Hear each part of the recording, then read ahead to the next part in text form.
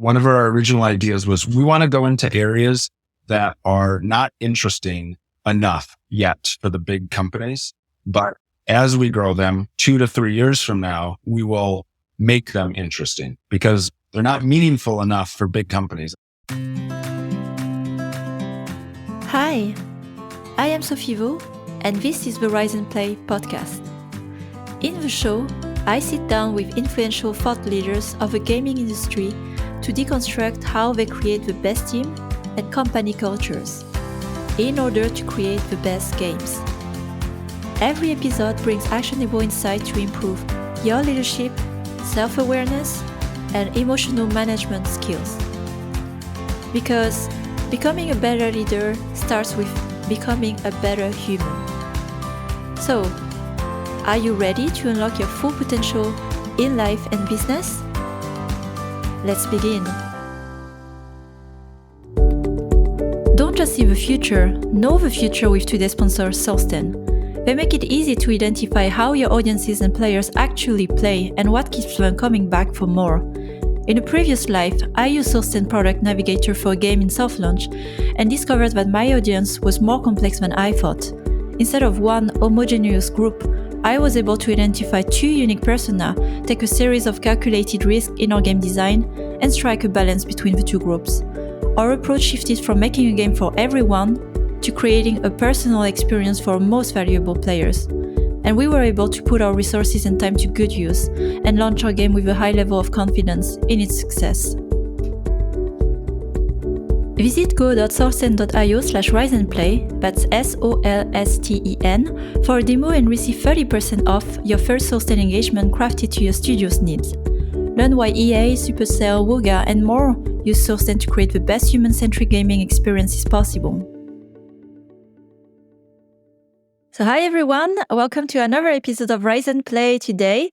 And I'm super excited of my guest today, Michael Martinez.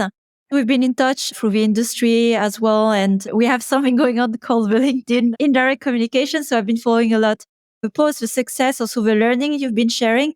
And as we connected, something I was really interested about was about the culture of teams. And it's a debate I'm having these days as well with my own studio, distributed teams and how can they perform, because the history of your company, and we'll talk about it in a moment, actually doing quite well with your products, and we'll get into that, and that's what we are talking about today. So before we start, Michael, would you mind introducing yourself and also what you've done in the gaming industry, your previous companies before you created FunCraft? Great. Well, thank you for having me. It's great to talk. So I'm Michael Martinez, co-founder and CEO of FunCraft, which is almost 4 years old. I've been in the games industry for well over a decade now. I started in San Francisco as a product manager on Zynga before IPO, before Farmville existed. And that's where I actually met my co-founder, Jason McGuirk. We worked together on a pod there on Zynga Poker. Jason and I left Zynga in 2012 and we started Juicebox Games, which was making mobile RPGs and CCGs. We made 2 games there. The first one worked out really well, and then the second one did not, and we shut down our company. Then I went to Electronic Arts and was the general manager of a studio there in Redwood City. We grew that from a 25 to an 80-person studio making Command & Conquer Rivals, and decided over long conversations with Jason that we were ready to get back together and start something again. We love the pace of development, what small teams can do when they work quickly. So that's what we set off to do again. Very nice. Thanks for the intro. And before we get into what you're doing today or what you've been doing with FunCraft the past 4 years, question of interest for myself as well, because I'm always fascinated working a lot with other entrepreneurs, where building a game studio is a risky venture, as you share about the journey at Juicebox with the same co-founder. And I was curious, looking back, okay, if you can remember that far, of course, what was the feeling after you closed the company, and why you didn't start a company right away? You could have started FunCraft. Was there a conscious choice of not doing it? And what were the key learnings or kind of the things that didn't go so well for you that you maybe needed time to digest? The first question, what we did after it and what the feeling was, it was a bad feeling. It was not, it's not good. We both needed to lick our wounds for a while, Jason and myself. Clearly you failed. Of course you learn and there's great learnings and you have all that, but absolutely your goal of setting up a company that can continue to operate a sustaining company, what did not work out. And that was a failure. And that's not totally pleasant to have to tell the whole team of people, hey, we don't have jobs anymore. That wasn't great. At the same time, there also was a little bit of a sliver of, for me, where it felt like almost a freedom. And I was like, wait a minute, it wasn't that bad. The company went out of business, but it's like nice to have such a big failure and to realize that it's still okay after it, that it's fine. It's actually normal and expected. So that was somewhat freeing to have that. Yeah, it's kind of sad these days. I'm also in contact with studios closing and what you say, like sometimes you lick my wounds. And we talked about the grieving process. Does that resonate with you? There's something you invested your heart, your time, everything, and then it didn't work out. How did you use that time? Did you jump straight to EA or did you have some time in between? I'm just laughing because when it happened, before I started EA, I was talking to my wife and I was like, hey, I'm going to take a few months off to really digest this and to figure out my next steps. She was like, what are you talking about? Get a job, take this job and start it because you have not been making very much money for the last 3.5 years at Juicebox. We'll start working immediately. Like, you don't need to find yourself or go on a journey, but it was a bit of a process. I think there was just like 2 weeks off between the final Wow. box and then starting at Electronic Arts. Absolutely. There were some moments of reflection and putting it aside. It definitely needed to do that. And I'm sure you had, like you said, many learnings there, so many in building something and also closing something. Not that it's desired, but that's kind of part of the journey. You have the co-founders building companies together in series because it's like not giving up on the first try and trying again. Looking back how you started FunCraft later on, I don't know if you can think of like the 3 main learnings that you took away with you or the things that you should not be doing based on the learnings. What were they? First, I just want to talk a bit about how the transition that Jason and I started to work together again. So we took some time apart as well, because I think even between us, when the company was failing and failed, nothing was working. So it was tense between us as well. And then after about a year, we met up and got together for drinks and we're talking for a while. And then maybe 6 months later, he reached out and he was like, hey, I think I'm ready to do it again. And I was not in that mind space. I was like, what are you talking about? No, I'm not doing it again. Away. I was still in the honeymoon phase at Electronic Arts, it felt like. So it took a while for me to get there as well. And then it was this mutual, we kind of both had to talk to each other saying, I'm ready. You're not? Okay, I'm ready. You're not? And getting back and forth. And at the end, we hyped each other up a bit and we said, okay, let's do this. Let's make this happen. But definitely some of the learnings that we had from Juicebox that we've really applied. One is this idea of betting the company on each game launch is not a healthy place, not a great place. I feel like as you're building a studio and as you're building a team and you're building all this tech, like there's so much value in what you have. And I really think most things fail, unfortunately, that hard reality, like most things will fail. So you just want to find that failure as quickly as possible and realize that what you're building is that machine that can produce more things. So in our next approach, we didn't want to make a huge, big game that it's like, this is our game. It's going to work or it's not. We want to be able to work on games. So that was one. Another big learning was just in terms of some of the people that we hire. And I think we got caught up a little bit in our first startup was Juicebox, playing the game of, oh, how many people do you have? And thinking that that's a marker of success. When in reality, it's just like, what is your output? Or do you have the right people? And I think we are shockingly scrappy and maybe somewhat embarrassingly so if I talk to some other companies, but that's been part of our success. And I think that approach has been really helpful. Back on the topic of teams, numbers, staff, because it's a whole philosophy by itself, how you're hiring and for which phase. Have you hired the same people that you had at Juicebox, or like started from scratch and then let's go out there and see what we can get for what we need to produce? Like you talked about multiple games, and I think here is really, let's bet on multiple shots and not just that single big shot, cannonball, basically. Yeah, exactly. We have started from scratch with this, but then some of our earliest hires were people that Jason had worked with most recently, but we did start from scratch with this too. All right. I think it's something that we don't have so much visibility on when we see on paper. I'm looking at it from an investor side as well. I was involved in the early stage as well, the growth of your company. We look at, wow, great, a team of co-founders who worked together before and they want to work together again. And what you shared actually today is like, well, it's not that straightforward, right? It's a journey.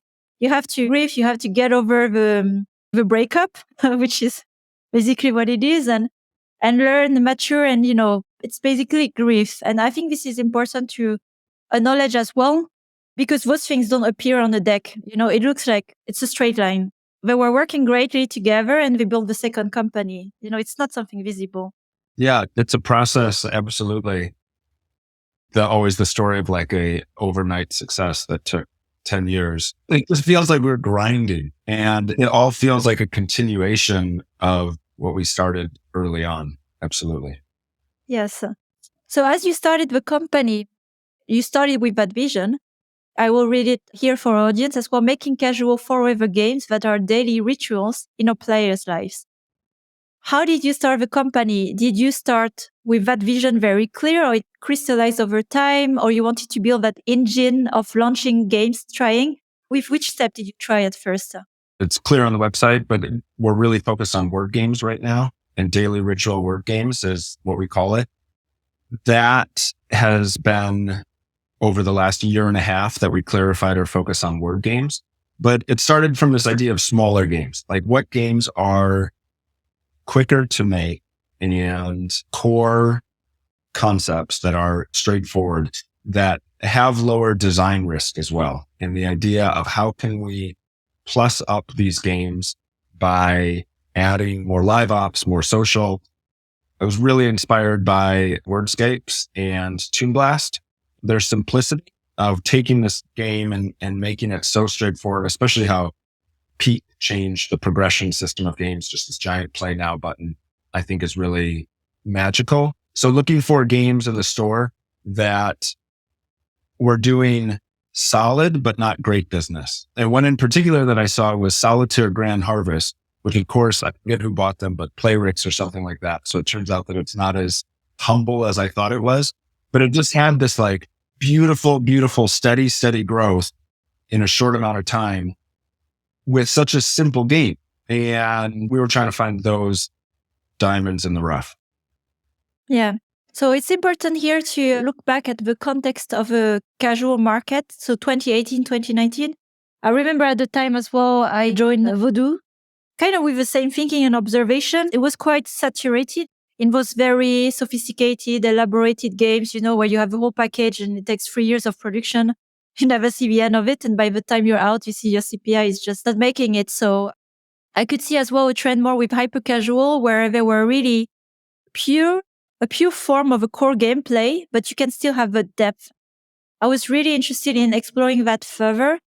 You mentioned your references. Were there competitors who were really like taking the space? Like Wordscape is definitely one. But what was the context of marketability at the time as you were testing? Because right now it's not the same, right? I remember it was more opportunistic in 2019, where you could still have CPI less than $1 at small scale. I don't know if it's still the case today, but so what was the context? We weren't as sophisticated there as we are now. When we first raised our funds, we had this idea of going after multiple games, and we actually found some outsourcers to help accelerate getting those games out the door. So some of our early games, we actually made a Tri-Peak solitaire game. And once that came out, and it's like beautifully polished, it has this great IP of great characters. But then when it came out and it wasn't working well, it's just like, oh my gosh, we're competing against Playrix. Like, what a mistake on my side to think that we could go into this competitive market without all of our effort, we kind of were throwing spaghetti on the wall with that game, and you're not going to succeed that way. Some of the other games we made this game Merge Kingdoms, that this one actually was a little bit of a false path for us, where started to work out really well, and the early ROAS payback was great, but then the even 7-day retention tanked and there was no more growth to it. But for a while it was featured by Google, and that featuring still somewhat mattered there. But we actually launched WordGrams before it, which was this slow grower, and Merge Kingdoms came out like a firecracker and did awesome. We were like, oh, this is our game. We tried to work on it, but we just couldn't make the UA engine work for it. And then we looked back at WordGrams and we're like, wait a minute, this game is growing despite our lack of effort on it. And that really brought our switch back to it. Yeah, so that's a strategy that is really interesting, because the big learning I get from working for a hyper-casual company, it's having multiple shots tested at once, right? You get insights really quick and you know what to pursue, where's the distraction. Like you said, like some games make it, it's hard to understand the complexity of the market. And then you just double down the efforts on the one that's working. So when you share those titles, which are in the same category, but quite different, like the Solitaire, the Merge, and then the Word, were they tested at the same time, or did you have a capacity for it, first of all? And second, and what it was the time or discipline you were giving to yourself, or the hard gates? I don't know if you were working with system like that to say, let's stop investing in it and let's move on. Right. We like to have dates and we set goals for ourselves. I feel like you need to plant a flag, and then maybe you miss it, but you need some flag there. And even in those early days, we were even smaller, so it was easier.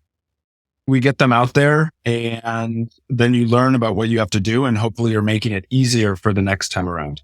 I mean, I remember one of the slides that we had in our first pitch deck was this idea of, okay, with each game, we're going to be stacking revenue. And then each new game we launch, we think and hope, because we made it, has the potential to be a massive game. And we hope that will be the one that grows like that.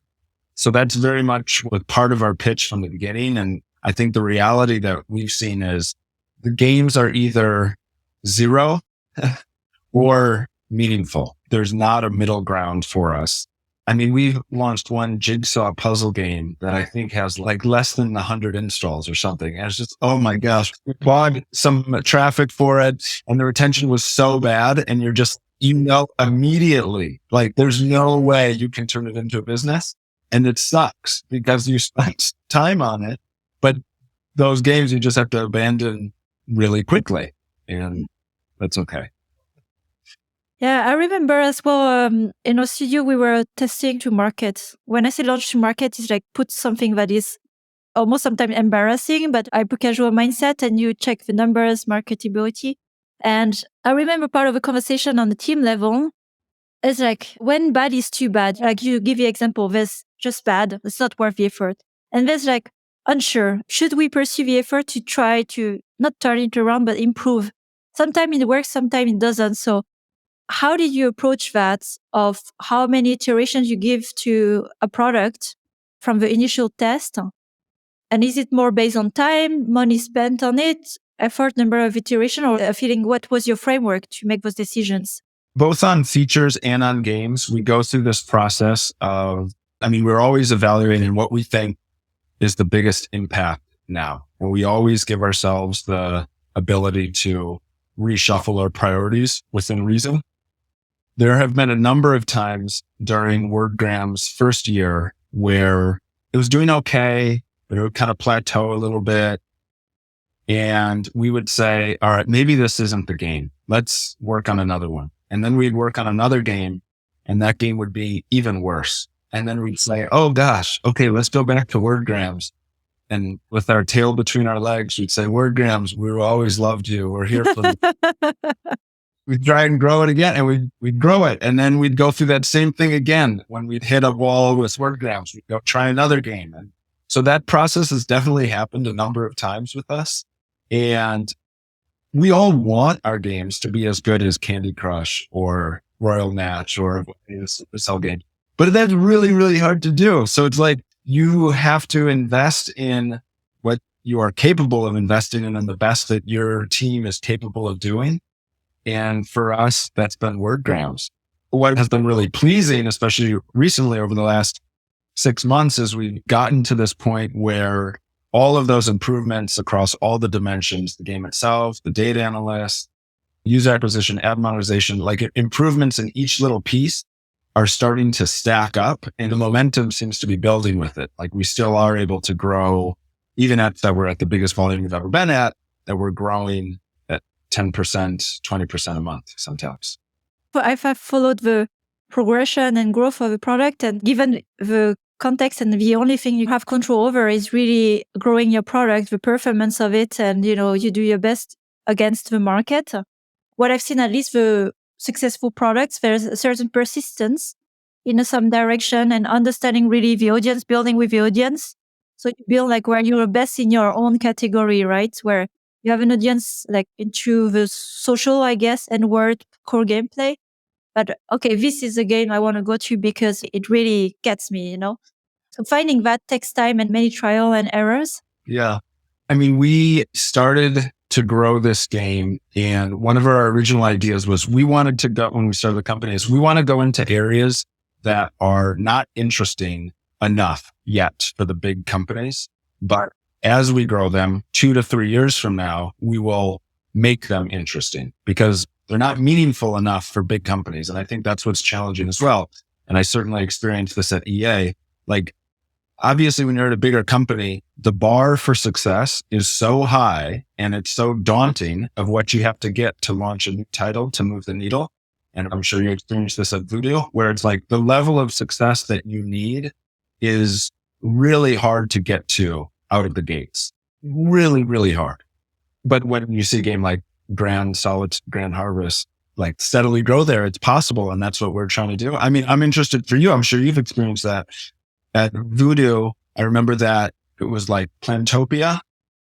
Yeah. And there was this good looking game, and we would love that game. We would love to operate that game at FunCraft, or maybe it's just not at a great Voodoo level. Yeah, that was the thinking because the bar was higher at Voodoo with some hyper casual standards. It comes down to the payback window, right? And so when we had this conversation at Voodoo where, in casual companies, they look at 2-3 years, like that started like to shock people. Like, wow, we look at it in weeks, in hyper casual. I saw that payback window in hyper casual and it was crazy.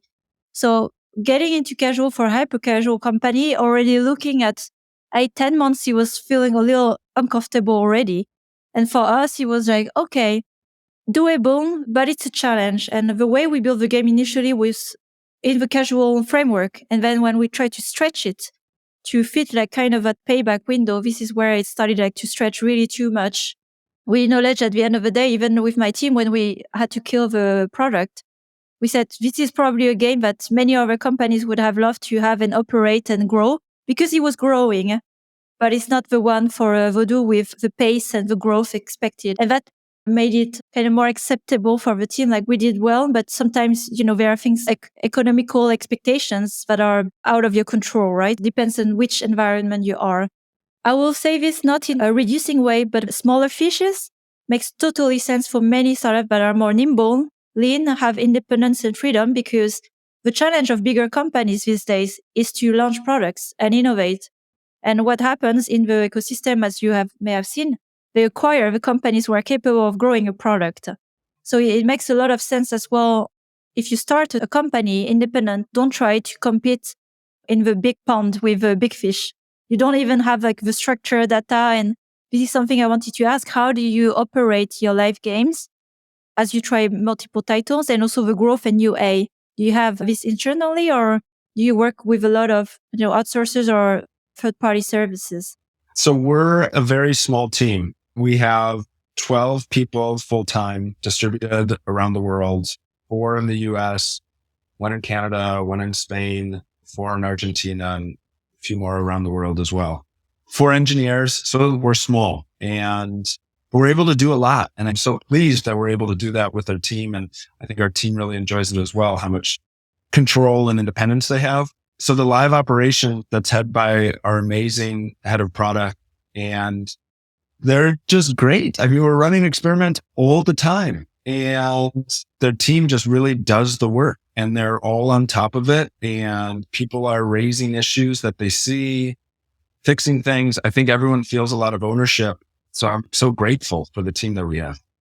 It's impressive, especially, we've talked about size. I remember when you run a live game, the reality, especially I have been at Rovio as well, I saw that the teams at Uga grow quickly to 30 people and you're still 12 and you're operating a game that is growing really well, Word Grams, and also other games. Like I will talk a bit about those, I would say, sister titles, maybe like which are extension of your main title and distributed. My first question with the team, and it's more about team culture here. I find it really hard when a team is invested in a product, like kill the game that you're attached to, you put a bit some efforts, you believe, and then moving on to the next thing because you have shared, you kill a few titles.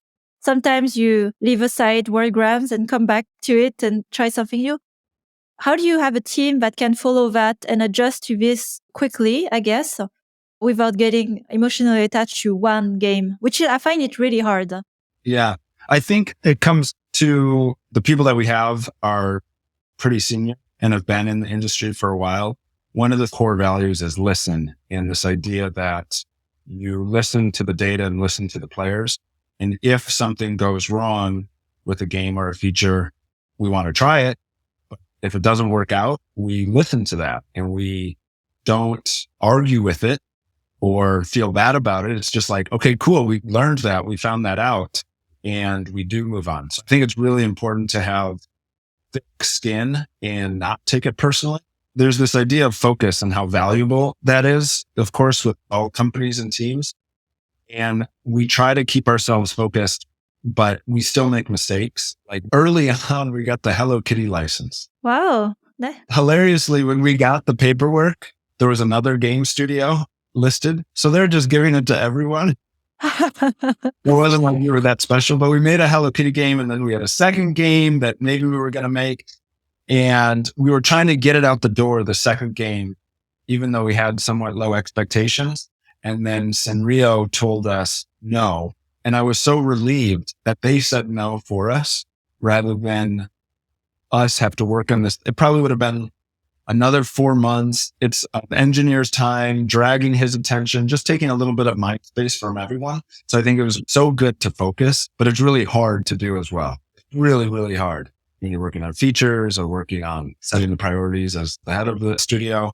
But I think that's super powerful. What I admire indeed is like the discipline of focus, because this is when you have a sign of initial success, it's easy to get distracted by, okay, let's build the next things without taking care of building sustainably your product to grow. Because the real game of growth and revenues is how you operate your game. Like launch is just the beginning, to be honest. And I understand by your different tries, WordGrams was the one to begin with and to grow. What has your strategy become like now as a company, as you see, okay, that one is working, and how does this affect the direction of your new games as you explore other titles? For a year and a half, we've been focused on word games now, and we've tried a couple of other word games that have not worked. There was a solo version. There was another crossword style game that did not work. And those were disappointing to us. At the same time, we were able to take components of those games and put them inside of WordGrams and have them be really successful features. So that was really nice for that engineer and the UI designer working on it, where it's like, okay, we had this thing where it didn't work as a standalone product, but it's actually part of WordGrams' success. We want to keep bringing new features and new game modes into WordGrams to give players more to do, but we are trying new games. And what we think has worked for us is this idea of we really like turn-based games in the word genre, and are fans of ad monetization. We've been able to make that work, and we're continuing to grow that and flex that muscle. So we think the turn-based is really nice because it gives a really natural break for the player for an ad to appear. So we have more games in that path on that roadmap. I think one of the nice things is both on feature development and game development, but always being in a place where we have more things to try, where if one doesn't work out, it's like, okay, cool. We know what to do next. We're going to try something else. Whereas I think at the end of Juicebox and at the end of EA, after launching Command & Conquer Rivals, it was like, that didn't work out. We thought it would work out. I don't know what to do next. We just did this for a year and a half or 3 years at EA, made this giant game and it didn't work out. What could we do next? And that's kind of a natural breaking point. You always want to have something. Okay, this is next and this is next, more ideas. And then the latest game is Word Yahtzee. One of our engineers built that within 2 months. We had it in the App Store, which we're really pleased with. He was able to do that because of all of our investment into repeatable tech. And that game is slow and steady. It's been a roller coaster with that game as well. Been out for 3 months, soft launch, but we're starting to see metrics that are as good as or better than WordGrams. So we're really excited. It's like, oh my goodness, we might actually have something here. That's great. We're really pleased with that. There are a few things I saved in the way you have approached, which is also quite close to my thinking in terms of product strategy approach. What you're building through the tests is more an engine of learnings and tech to launch more effectively and also put your efforts more into what works because you understand what works over time, right? With experiments. And do I understand correctly that you have started to create more inside knowledge in how you operate a word game, like social word game? And is this a competitive advantage for you? Do you see that for your company today? Yeah, absolutely. I think so. I mean, this idea, a lot of time you read about it, that investors want a team or a company that knows a lot about a genre. Makes a lot of sense. It's been easier to do for us because we've had success with WordGrams already. I think when you don't have success in something, it's hard to keep going after that same thing. So it feels really good and natural for us where it's like, okay, we have something that's working well and will continue to grow, to keep refining in that. Whereas I think otherwise it does feel tempting to be like, that word game didn't work. Let's try a MOBA. And then it's like, don't do that. Don't do that. We'll go all over the place. But it's so natural to pursue problems or pursue spaces or genres that you have a superficial level understanding of because it seems very easy. You don't know all the hard problems. Whereas when you're in a project or you're in something, you know how challenging every piece is. So it can feel like that knowledge makes it harder to invest more sometimes, but that's the valuable knowledge. That is what's valuable. Especially given, like, again, how hard it is to acquire. And it's a knowledge on how you even approach performance marketing, right? Experiments, tests all the time, creatives and so on. I have learned that a lot as well. Back to like kind of a team or organization. How is it working for you to be distributed? And most of you are in the North American time zone, America, but you have people in Europe. So how has it been working for you? How is it serving like how you work? And are there some challenges with that setup or not? Yeah, definitely. So like most companies, obviously we were affected by the pandemic. I never would have thought this was possible prior to the pandemic. I never would have gone down this path. We started it about 6 months before, and there were 4 of us when the pandemic started. We went remote and we've stayed remote ever since. I think it's been amazing. The talent that we've been able to find has been really great. I find the people on our team that we're working with, I love the international aspect of it. It's really fun to work with people all over the world. I mean, it surprises me in a fun way where it's like, how did we get this group of people together? Nick in Canada and Maria in Spain and Ariel in Argentina. Like, how in the world did we get connected? How random it feels just delights me. Some of our people are at a different stage in life where they have young children. And I think that flexibility is something they absolutely enjoy and almost demand at this point. So it's been really good for us. There are challenges. Absolutely. It's hard to have really creative conversations. Conversations, of course, are shorter if you can hold your phone and point to something or interact with it. Like, no question, we missed some of that. You can answer questions more quickly. I wish we could have whiteboarding sessions in a better way. There's been some times where I physically hold up a whiteboard to sketch things out and look like a maniac. Of course, there are some things you miss, but I think for the most part, it's shocking how effective it is for us. And we really like it.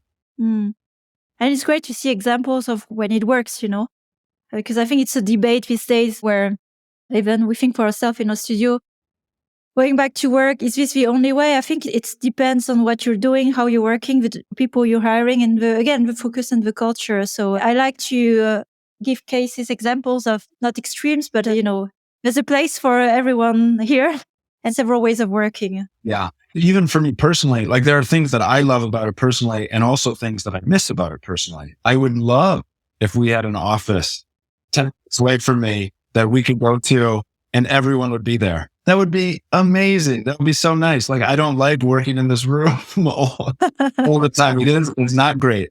I also think for people early in their careers, it would be really daunting and really challenging. I think that's a huge loss. Maybe they're okay with it. I think it's super valuable early in your career, of course, to be seeing all the conversations that happen and being aware of them, or just seeing how people interact or talk or go in a room, being able to sit in and listen. That gets missed a lot, I'm sure. So I wish everyone lived 10 minutes from me and we had a great office, like the Savage office. Yeah. Wow. That's the beauty of it, where you get to connect with people you would not be able to connect like in person, but with a limitation of how realistic, where, people live with their family and so on. So it's like a selfish desire. I would like everyone to live around me. So, I could see people, but it's unfortunately not so realistic. And my last question, because it's an exciting phase with your new launch of games, what is your focus then going forward and the things you feel excited about like coming for your company? I think we're a really, really great place right now. I'm excited to wake up every day and check our numbers and talk. Continued growth of wordgrams. We think this game can continue to grow. We're seeing that accelerate. So we're super excited about that. And then we think our next title can be as big or bigger.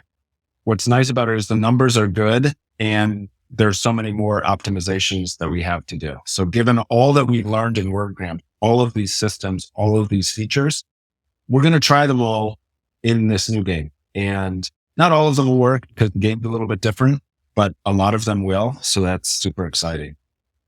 And then there's other games in our roadmap. Like we have other ideas that are just sitting there on a list to make. So we think we want to get to them. Of course, we can still get better. User acquisition, more creative testing. We want to get better there. So definitely if people have listened this far and you're interested in helping us grow as a user acquisition manager, please reach out. We need some help there. We're getting to capacity.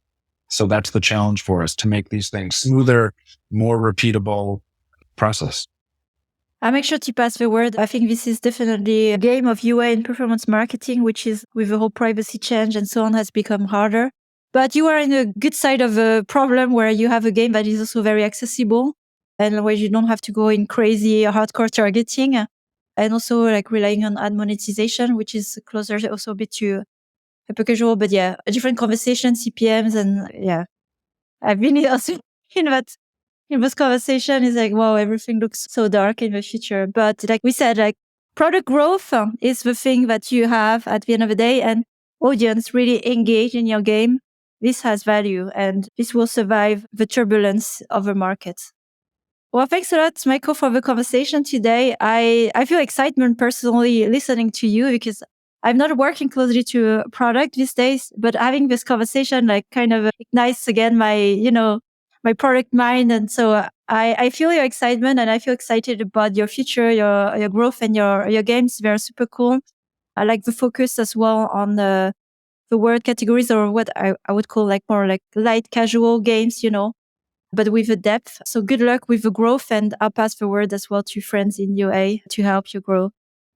Any last words? It was so nice to talk. Really fun conversation. Gets me excited too about what we're up to. And just, I love the gaming industry. It's so great.